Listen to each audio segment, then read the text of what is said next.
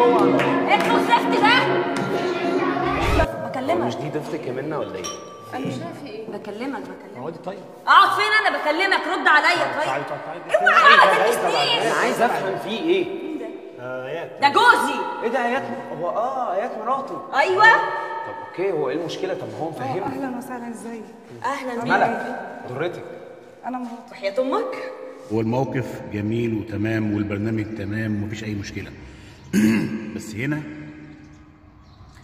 انك تتعزم على اسبوع، يعني مش عارف اقول ايه. اسبوع ضرتك وانت ما تعرفيش اللي هو جوزك مسافر ولا مش مسافر، وتتفاجئي اللي ده ابن جوزك ولا بنت جوزك.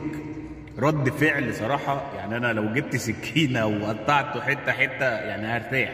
ميشو كمان. ابن احمد ومعنى كده ودي تعال. ايه انت مش قايل لي انك مسافر في وقت تعالي شغل؟ صوتك. تعالى يا احمد. مش قايل لي صوتك. احمد لو سمحت. تعالي صوتك. لا انت كمان بتزعق. هو انت كمان بتزعق. انت كمان بتزعق. انا مش بقولك ما تتجوزش، براحتك يا عم، بس عرفها يعني المشكله كلها عرفها. ردت رد ما ردتش خلاص، لكن ده انت كده هتخليها بص تطلع كل اللي جواها.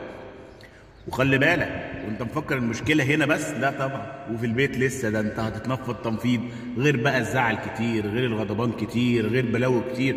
انت مش عارف انت عملت ايه، ده انت عملت نصيبه والله لا تظبط تظبيط. سلام.